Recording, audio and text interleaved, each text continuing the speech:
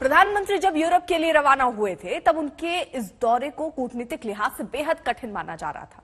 अब सवाल पूछे जा रहे थे कि क्या प्रधानमंत्री रूस के खिलाफ लड़ रहे जर्मनी, डेनमार्क और फ्रांस को अपनी बात समझा पाएंगे। लेकिन मुलाकातों और बैठकों के दौर में ये बात भी साफ होती गई कि भारत की स्वतंत्र विदेश नीति किसी भी देश के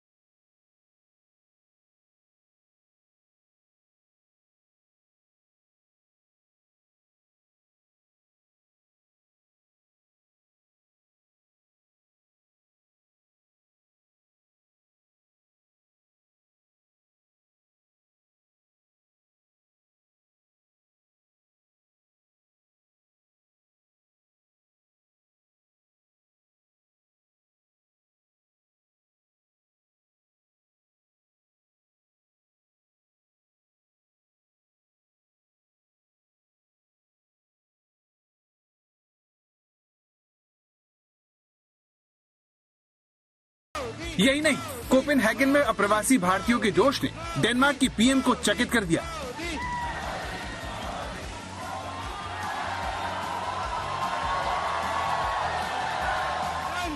मंच पर मुस्कुराती डेनमार्क की पीएम के दिमाग में क्या चल रहा है, ये उनके माइक संभालते ही सबको पता चल गया। I have to say that you really know how to welcome a politician. Please teach the Danish population how to do it. Denmark की आबादी सिर्फ 58 लाख है। सवाल यह है कि छोटे से डेनमार्क की इस गर्मजोशी के आधार पर क्या पीएम मोदी के यूरोप दौरे को कामयाब माना जा सकता है? I would also like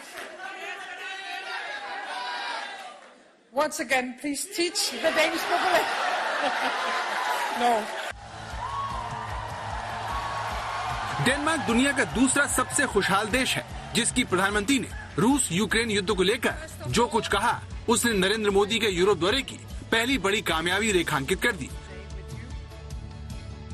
दुनिया भारत के फैसले का सम्मान करती है और मानती है कि रूस पर भारत अगर अपने प्रभाव का इस्तेमाल करे तो यूक्रेन युद्ध रुक सकता है, दुनिया में तीसरे विश्व युद्ध का खतरा कम हो सकता है।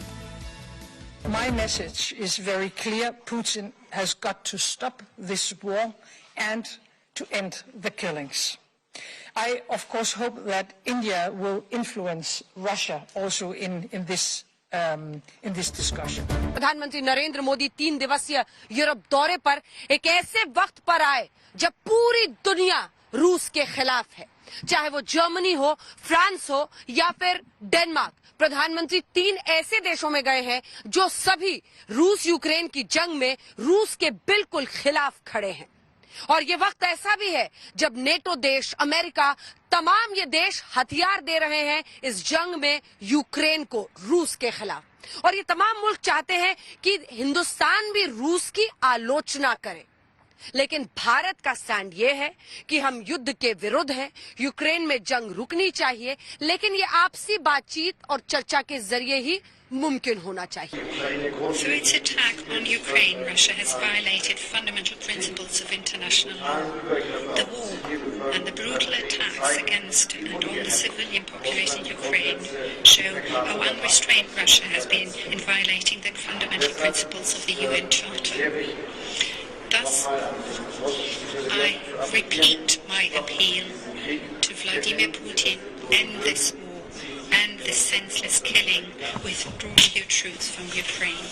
हमारा मानना है कि इस युद्ध में कोई विजयी पार्टी नहीं होगी, सभी को नुकसान होगा।